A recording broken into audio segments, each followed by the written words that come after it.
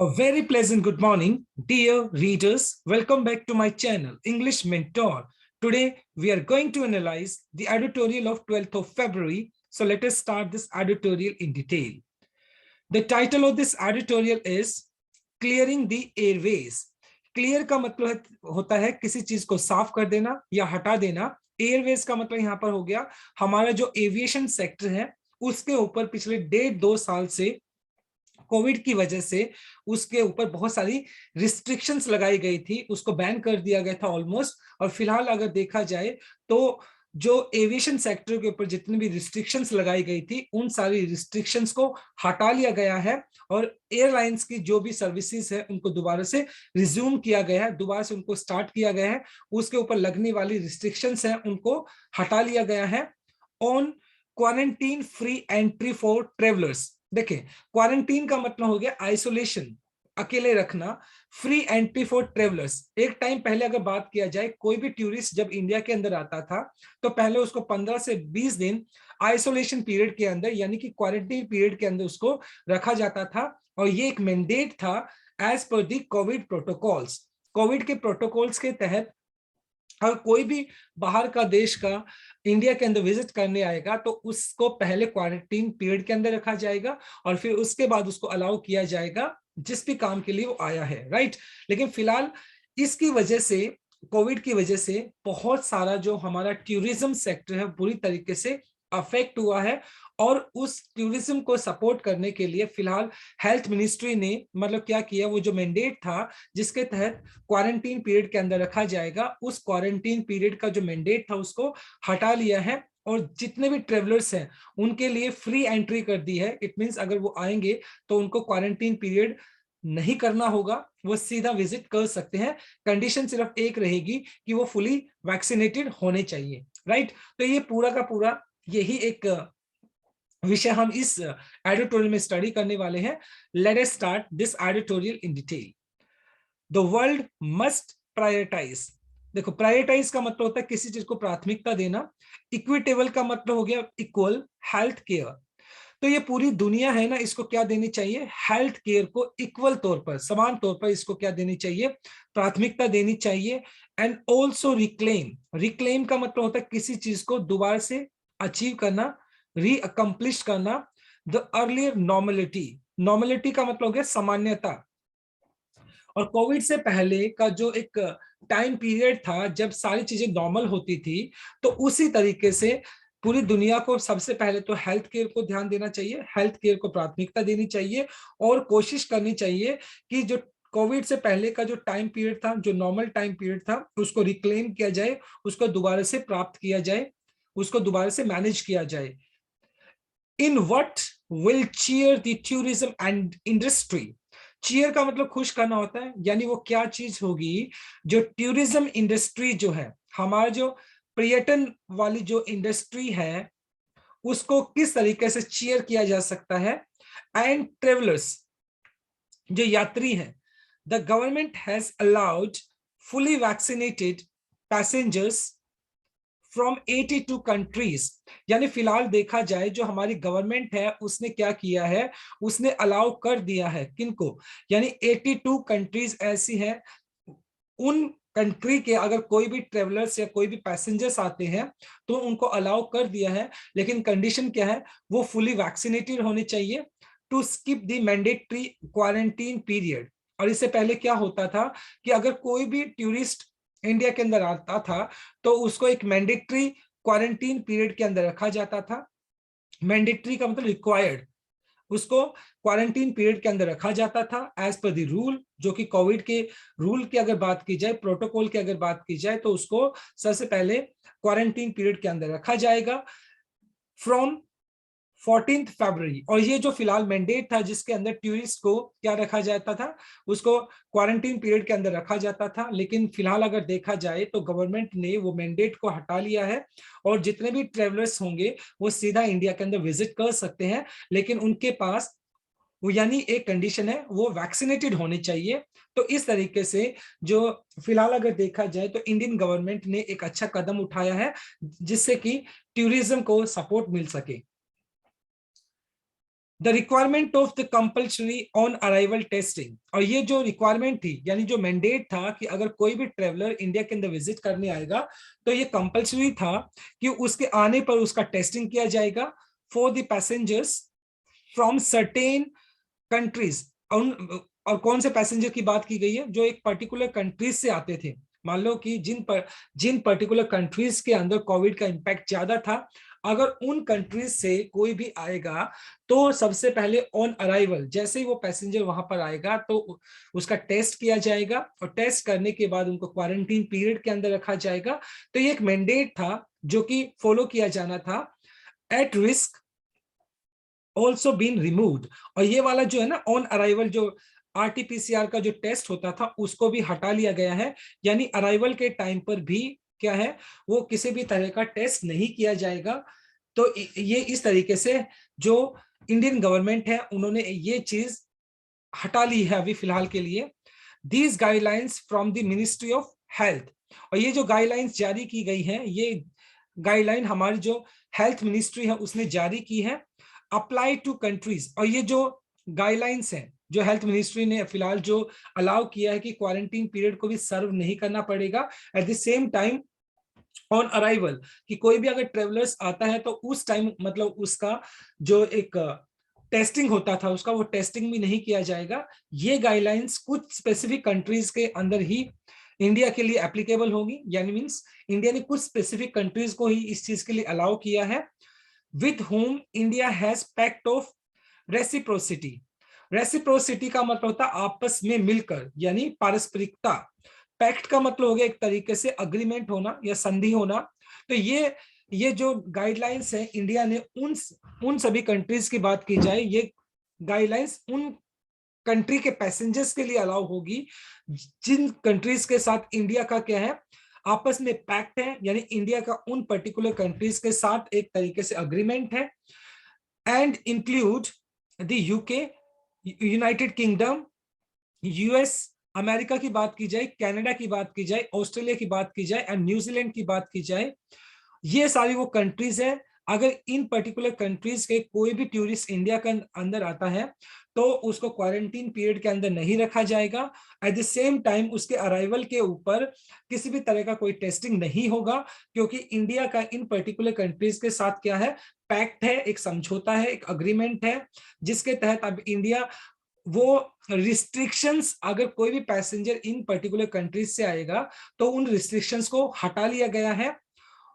और those which see significant traffic in and out of India, और at the same time मतलब वो देखा जाए कि एक बहुत सारे जो सिग्निफिकेंट बहुत ह्यूज कह सकते हैं यहाँ पर। ट्रैफिक का मतलब एक तरीके से लोगों का आना इन एंड आउट, यानी वो पर्टिकुलर कंट्रीज जहां इंडिया के अंदर मतलब जहां पर बहुत सारे लोग देख घूमने के लिए आते हैं, या फिर इंडिया के बहुत सारे लोग उन पर्टिकुलर कंट्रीज के अंदर जाते हैं। तो उन पर्टिकुलर कंट्रीज के लिए इंडिया ने फिलहाल अपना जो कोविड को लेकर जो भी रिस्ट्रिक्शंस थी उनको ढील दी है।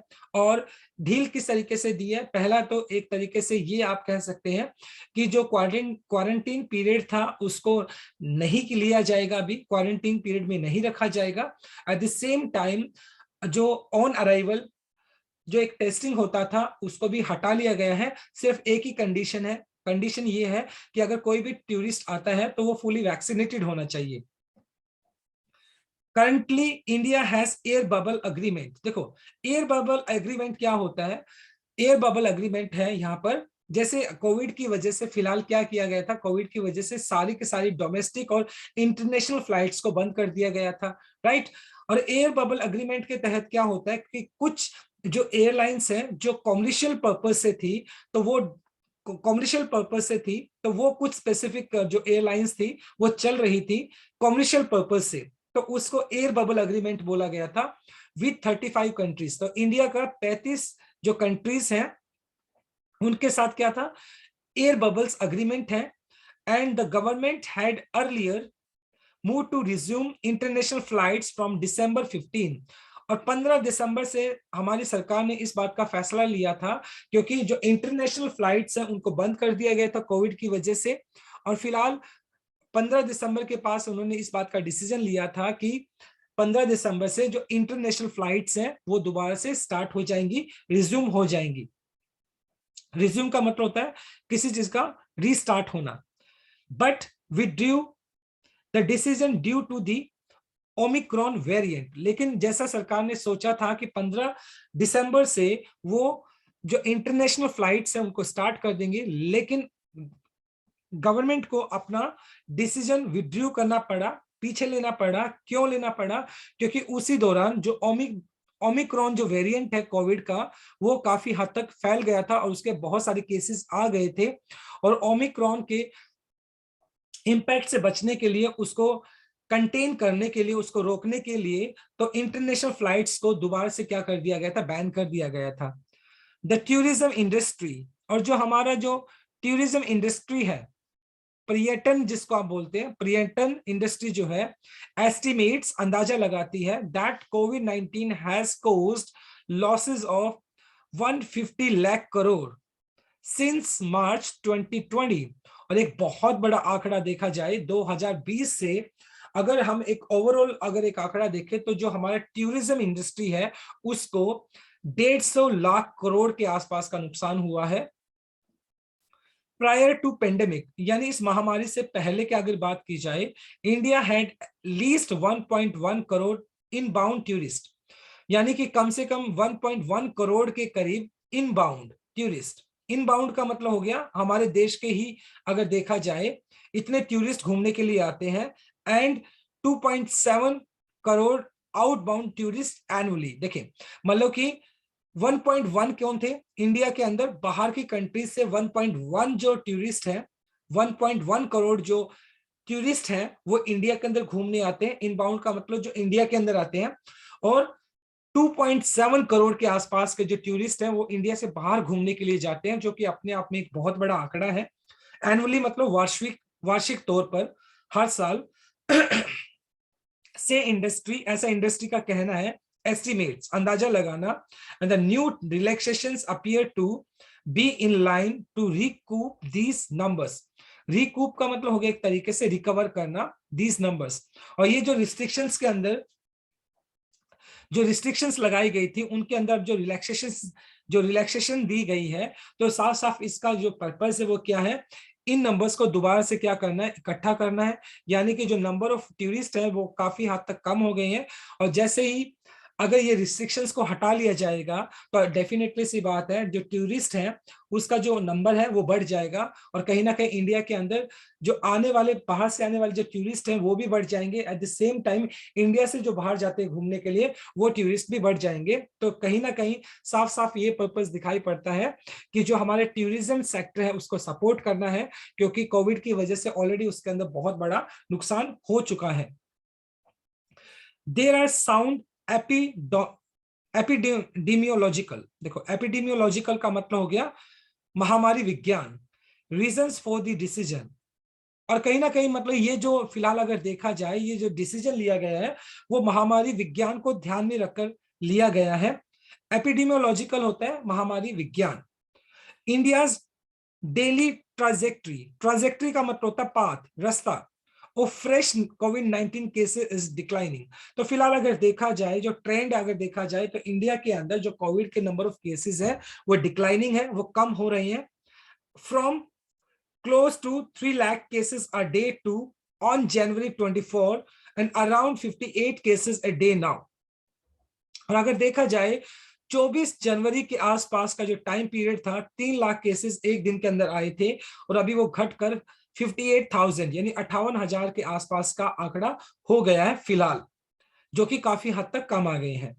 इट बेयर्स रिमेंबरिंग, ये बात याद रखने वाली है दैट दिस प्रिपिटियस फॉल का मतलब कह सकते हो एक शार्प फॉल, मतलब ये इतनी बड़ी एक कमी जो आई है। फॉल का मतलब decline, the speed of which is annual usual compared to the previous waves is also due to the change in testing attitudes। देखिए, और ये जो इतने शार्प एक फॉल आया है यानी 3 लाख से 58,000 केसेस के अंदर कमी आना, तो ये कमी जो है ना, the speed of which unusual compare to the previous waves, पीछे अगर देखा जाए, पीछे वाली जो वेव्स थी, कोविड का जो फर्स्ट वेव था, सेकंड वेव था, तो वो क्या था, उसका जो ट्रेंड था वो काफी मतलब पहले पीक पे पहुंचा, तो धीरे धीरे धीरे धीरे काफी नीचे आया था, बहुत टाइम लगा था उसको नीचे आने में। लेकिन जैसे ही अगर देखा जाए, जो 24 जून के 24 जनवरी के आसपास 3 लाख का जो आंकड़ा था, और सडनली वो घटकर कितना हो गया, 58,000 हो गया। जो ये ट्रेंड था एकदम अचानक से आ गया, यानी इतना एकदम नीचे कैसे हो गया, is also due to a change in testing attitude. ये किस तरीके से हुआ, क्योंकि लोगों का जो टेस्टिंग एटीट्यूड था उसमें बहुत सारा चेंज आया, बहुत सारे रीजन थे इसके पीछे। पहले क्या होता था, आरटीपीसीआर जो टेस्टिंग होती थी वो गवर्नमेंट करते थे, लेकिन अभी फिलहाल क्या है, एंटीजन किट आती है जिसको आप मेडिकल पे जाकर ले सकते हैं, और फिर आप अपने आप को क्या कर सकते हैं, टेस्टिंग कर सकते हैं। इन केस अगर आप पॉजिटिव पाए जाते हैं तो होम आइसोलेशन करके सेल्फ मेडिकेट कर सकते हैं अपने आप को। तो ये सारा का सारा एक मतलब ये सारी चीजों की वजह से भी काफी हद तक जो है ना नंबर ऑफ केसेस थे वो काफी हद तक कम आए थे। तो ये भी एक रीजन रहा है इन सभी चीजों के पीछे, right. Now let us move on to our second slide. The easy availability of rapid antigen test. As I told you, क्योंकि जो नंबर ऑफ केसेस की अगर बात की जाए तो उसके पीछे का आंकड़ा ये भी है कि जो एंटीजन टेस्ट है, एंटीजन क्या है, ये कोविड को चेक करने के लिए एंटीजन एक किट आती है जो कि इजी होती है, जिसको बहुत इजीली तरीके से आप कर सकते हो और पता लगाया जा सकता है कि सामने वाला पॉजिटिव है नेगेटिव है। That can be self administrated, administrate का मतलब होता है प्रोवाइड करना, दिया जाना। Has seen more cases being registered outside the system of government tracked RT-PCR testing and not reflecting in official case count। और अगर देखा जाए तो बहुत सारे लोग किस चीज पे डिपेंड हो गए हैं, जैसे पहले तो क्या होता था, आरटीपीसीआर टेस्टिंग होती थी, गवर्नमेंट के अंदर होती थी और गवर्नमेंट के पास वो आंकड़ा भी होता था। लेकिन अभी जो एंटीजन जो किट है वो आपको मार्केट के अंदर इजिली मिल जाती है, और जिसकी वजह से आप एंटीजन किट को लेने के बाद आप अपने को सेल्फ एडमिनिस्ट्रेट कर सकते हो, चेक कर सकते हो, और इन केस पॉजिटिव होता है तो सेल्फ मेडिकेट करके अपने आप को आइसोलेशन करके ठीक कर सकते हो। लेकिन वो लोग जो एंटीजन टेस्टिंग से अपने आप को चेक करते हैं तो उनका कोई ऑफिशियल डाटा नहीं है, यानी जो गवर्नमेंट ट्रैक्ड आरटीपीसीआर जो टेस्टिंग का डाटा है तो वहां पर उनका नाम रजिस्टर्ड नहीं होता है। तो जिसकी वजह से जो लोग जो रैपिड एंटीजन टेस्ट करते हैं तो उनका आंकड़ा जो हमारा ऑफिशियल डाटा है उसके अंदर काउंट नहीं होता, तो जिसकी वजह से जो आंकड़ा है वो अपने आप में कम दिखा रहा है। तो ये कारण ये भी हो सकता है। Overall while the relative mildness, mildness का मतलब हो गया कम इंपैक्ट होना, कम सीवियर होना, यानी ज्यादा ज्यादा मतलब खतरनाक नहीं होना, माइल्ड होना, नॉर्मल होना ऑफ द ओमिक्रॉन वेरिएंट। और ऐसा माना गया है कि जैसे कोविड के जो पहले 2 वेरिएंट थे वो ज्यादा डेडली थे, ज्यादा खतरनाक थे, और जो ओमिक्रॉन जो वेरिएंट है उसका जो सीवियरिटी है वो इतनी ज्यादा माइल्ड मतलब इतनी ज्यादा डेडली नहीं है, वो थोड़ा कम ही खतरनाक है as compare to other variants of कोविड-19। Compare to the Delta variant, अगर डेल्टा वेरिएंट के साथ इसका कंपैरिजन किया जाए ओमिक्रॉन का तो इतना ज्यादा थ्रेटफुल नहीं है। Has mean that the many of those infected did not need hospitalization। और ऐसा माना गया है कि जो लोग ओमिक्रॉन से क्या हुए हैं, ओमिक्रॉन से इन्फेक्ट हुए हैं तो उनको हॉस्पिटल में जाने की जरूरत नहीं पड़ी है, ऐसा देखने को मिला है।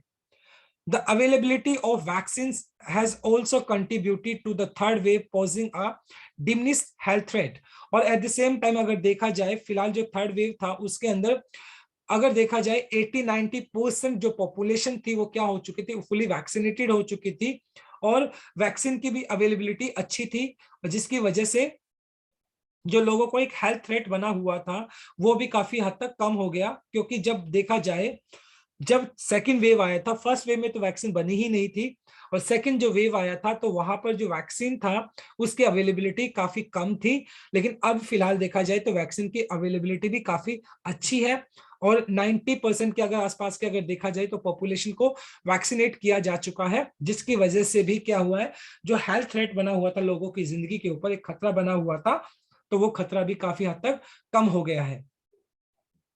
दो हालांकि डेथ्स कंटिन्यू टू राइज, हालांकि जो डेथ का जो नंबर है वो लगातार बढ़ता रहा है. It was not to the same degree as earlier, though a full reckoning will take more than time after excess death tallies. तो इट मीन्स क्या हो गया, देखो, it was not the same degree, मतलब जो डेथ का जो आंकड़ा है वो लगातार बढ़ता रहा है as same degree. Same degree मतलब जैसे मतलब पहले कोविड का फर्स्ट इंपैक्ट, कोविड का जो फर्स्ट वेव थी और सेकेंड वेव थी, तो उस टाइम जो डेथ का जो आंकड़ा था वो ज्यादा था, लेकिन हालांकि डेथ अभी भी बढ़ रही है, ऐसा नहीं है, लेकिन कंपैरिजन किया जाए तो पहले ज्यादा था, अब कंपैरेटिवली कम है. Though full reckoning will take, reckoning का मतलब यहाँ पर एक तरीके से आप कह सकते हो, जांच कह सकते हो, will take more time after access tele lines. और फिलहाल मतलब जो एक एक तरीके से जो जांच की जाएगी इसके ऊपर, जो एक स्टडी किया जाएगा, विल टेक टाइम, वो थोड़ा टाइम लेगा आफ्टर एक्सेस डेथ टेलीज. टेली का मतलब आंकड़ा हो गया, तो मतलब एग्जैक्टली जो नंबर ऑफ डेथ का जो आंकड़ा है उसको चेक करने के लिए थोड़ा टाइम लिया जाएगा.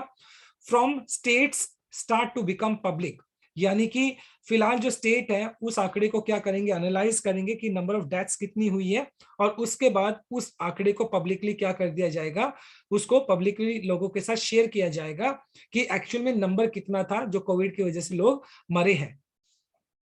फाइनली आखिरकार द वेरिड रिजल्ट्स, मतलब रिजल्ट्स जो है वो अलग अलग तरह के रिजल्ट्स आए हैं इंटरनेशनली फ्रॉम बूस्टर डोजेस. अभी फिलहाल देखा जाए 2 डोजेस देने के बाद अभी जो बूस्टर डोज दिया जा रहा है तो उसके रिजल्ट्स भी क्या है, वेरिएड है, अलग अलग तरह के रिजल्ट्स मिले हैं. अंतरराष्ट्रीय तौर पर भी देखा जाए तो रिजल्ट काफी वेरिड है, अलग अलग तरह के रिजल्ट्स हैं. In that they were not enough to deter transmission. Deter का मतलब होता है प्रिवेंट करना, हालांकि मतलब देखा जाए that were not enough to deter transmission. Transmission का मतलब है spread, have led to broader acceptance that the coronavirus cannot be eliminated. Eliminate का मतलब हो गया किसी चीज को रिमूव करना, खत्म करना, हटा देना, by vaccine alone. तो मतलब कहीं ना कहीं फिलहाल देखा जाए तो बूस्टर जो डोजेस दी गई हैं तो उसके भी रिस्पॉन्सेज क्या है, अलग अलग तरह के रिस्पॉन्सेज आए हैं. They were not enough to deter transmission. और जो बूस्टर डोजेस दी गई हैं, यानी वो बूस्टर डोजेस ने क्या किया है, आपका इम्यून तो स्ट्रॉन्ग किया है, लेकिन वो बूस्टर जो डोजेस है वो भी ट्रांसमिशन को नहीं रोक पाई है. यानी कोविड से आपको प्रोटेक्ट तो किया है लेकिन ट्रांसमिशन को नहीं रोक पाई. ट्रांसमिशन का ना क्या, एक तरीके से स्प्रेड होना, यानी कि one person to another person. तो कहीं ना कहीं जो वैक्सीन है या जो बूस्टर डोजेस है उसने हेल्थ को प्रोटेक्ट तो किया है, लेकिन ट्रांसमिशन को रोकने में कहीं ना कहीं ट्रांसमिशन को नहीं रोक पाए. Have led to broader acceptance, और इस बात को मतलब एक्सेप्ट करना होगा. The corona virus can not be eliminated. Eliminate का मतलब होता है किसी चीज को खत्म करना बाय वैक्सीन. तो ये बात स्पष्ट होती है कि वैक्सीन से कोरोना वायरस को खत्म नहीं किया जा सकता है, एलिमिनेट नहीं किया जा सकता है, but can be repelled. Repelled का मतलब पीछे की तरफ धकेलना ओवर टाइम, यानी कुछ टाइम के लिए उसको पीछे की तरफ धकेला जा सकता है सिर्फ. With a mix of approaches such as wearing mask, vaccine and accepting short lockdowns. यानी ये जो कोविड से रिलेटेड जो प्रोटोकॉल्स की अगर बात की जाए, जैसे में आप मास्क कह सकते हो, वैक्सीनेशन कह सकते हो, या छोटे मोटे लॉकडाउन लगा देना, इससे क्या कर सकते हो, कोविड को आप कुछ टाइम के लिए रोक सकते हैं लेकिन कोविड को खत्म नहीं कर सकते हैं. मोर ओवर, हालांकि there is also no situation where herd immunity. Herd immunity का मतलब होता है, देखो हार्ड का मतलब ऐसे झुंड होता है, इम्यूनिटी का मतलब हो गया जो आपका जो इम्यून सिस्टम है काफी स्ट्रॉन्ग हो जाता है. Will ensure elimination of the virus as breakthrough. तो ऐसा माना गया था कि अगर हार्ड इम्यूनिटी आ जाता है, अब हार्ड इम्यूनिटी क्या होता है कि एक पर्टिकुलर कम्युनिटी के अंदर अगर सभी लोग क्या हो जाएंगे, इन्फेक्ट हो जाएंगे, तो इन्फेक्ट होने की वजह से उनकी जो पूरी बॉडी होगी वो क्या कर लेगी, वो उनकी बॉडी क्या करेगी, जो हमारी बॉडी के अंदर जो एंटी कह सकते हो ना, एंटीवायरस को डेवलप करने का जो कैपेसिटी होता है, तो वो सारा डेवलप हो जाएगा. तो अगर सभी लोगों की बॉडी के अंदर वो जो जो ऑब्वियसली बात है, एंटी कोविड जो हमारी बॉडी के अंदर जो हमारे हार्ड इम्यूनिटी आ जाएगी, तो डेफिनेटली सी बात है कि वो जो क्या होगा, इस वायरस को क्या माना जाएगा, ब्रेक थ्रू माना जाएगा, यानी एलिमिनेशन ऑफ अ वायरस, यानी इस वायरस से क्या हो जाएगी, एक बहुत बड़ी जीत मानी जाएगी। लेकिन ऐसे कहीं पर भी कोई एविडेंसेस नहीं है कि जहां पर हार्ड इम्यूनिटी आई है, जहां पर हार्ड इम्यूनिटी आई है तो वहां पर की जो वायरस है पूरी तरीके से खत्म हो गया, ऐसी भी कोई चीज देखने को नहीं मिली है। Infections and re infections are rife. Rife का मतलब बहुत ज्यादा संख्या के अंदर होना। तो जहां पर भी मतलब नंबर ऑफ केसेस बढ़ रही हैं, मतलब वहां पर भी क्या है, जो इन्फेक्शंस और री इन्फेक्शंस आर राइफ। राइफ का मतलब इन ग्रेट नंबर, बहुत ज्यादा नंबर में होना। तो ऐसा ऐसा भी पहले एक थ्योरी थी कि अगर हर्ड इम्यूनिटी आ जाएगी तो उसके बाद, अगर ऑब्वियसली बात है, सभी लोगों ने वो जो कोविड से रिलेटेड जो हमारा इम्यून सिस्टम है, जो ऑब्वियसली बात है वो स्ट्रांग हो जाएगा, वो एक्टिव हो जाएगा हमारा इम्यून, तो एक इंसान दूसरे को क्या नहीं कर पाएगा, इन्फेक्ट नहीं कर पाएगा। तो ऐसा भी सोचा गया था, लेकिन ऐसा भी फिलहाल कोई इसके एविडेंस नहीं है इस बात के कि हार्ड इम्यूनिटी के आने के बाद भी एक इंसान दूसरे को इन्फेक्ट नहीं कर सकता है। तो फिलहाल ऐसे एविडेंसेस भी नहीं है। और खास तौर पर ये जो ऐसे जगह से भी डाटा इकट्ठा किया गया है जहां पे इन्फेक्शंस हुए, री इन्फेक्शंस हुए हैं, और राइफ। राइफ का मतलब जहां पर ग्रेट नंबर्स में इन्फेक्शंस हुए थे। The opening of schools and normalising of air travel employee. अभी स्कूल्स को दोबारा से स्टार्ट कर दिया गया है। नॉर्मलाइज का मतलब नॉर्मल कर देना, एयर ट्रेवल्स और जो एविएशन सेक्टर्स के ऊपर जो रिस्ट्रिक्शंस लगाई गई थी उनको भी हटा लिया गया है। मे इम्प्लाई, इम्प्लाई का मतलब हो गया मीन। इसका मतलब क्या हुआ, that the world must learn to prioritise, कि इस पूरी दुनिया को क्या सीखना होगा, प्रायोरिटाइज का मतलब प्राथमिकता देना, इक्विटेबल हेल्थ केयर। तो सबसे पहले पूरी दुनिया को हेल्थ केयर को समान तौर पर अहमियत देनी होगी। एंड इंप्रूव हाइजीन, और हाइजीन को इंप्रूव करना होगा, यानी क्लीनलीनेस को, स्वच्छता को क्या करना होगा, इंपॉर्टेंस देनी होगी। येट मूव फॉरवर्ड, और इसके बावजूद भी आगे बढ़ना होगा। रिक्लेम करना, री अकम्प्लिश करना, किसी चीज को दोबारा से रिसीव करना, प्राप्त करना। And repair the social and economic remnants. Remnants का मतलब होता है रिमेनिंग, अवशेष, और प्री पेंडेमिक पीरियड। और प्री पेंडेमिक पीरियड से पहले के जो अवशेष हैं, चाहे वो सामाजिक हो चाहे वो आर्थिक हो, उन सारे को क्या करना पड़ेगा, हमें रिपेयर करना होगा। क्योंकि कोविड की वजह से हमारा जो सोशल है, इकोनॉमिक हमारा जो सेक्टर है, वो बुरी तरीके से प्रभावित हुआ है। और हमें उनको क्या करना पड़ेगा, उस सोशल और इकोनॉमिक रेमनेंट्स को, रिमेनिंग्स को क्या करना होगा, इकट्ठा करना होगा, रिक्लेम करना होगा, रिपेयर करना होगा। तभी हम इस कोविड से जो इम्पैक्ट हुआ है, उस कोविड इम्पैक्ट को समहाउ हम किसी तरीके से मैनेज कर सकते हैं, राइट। तो इंटरेस्टिंग आर्टिकल था ये आज का हमारा। So my dear readers, this is all about from my side. Thanks for watching this video. Please do like, share, comment and subscribe to my channel. So tomorrow I'll continue with another article. Till then, bye bye, take care and have a nice day.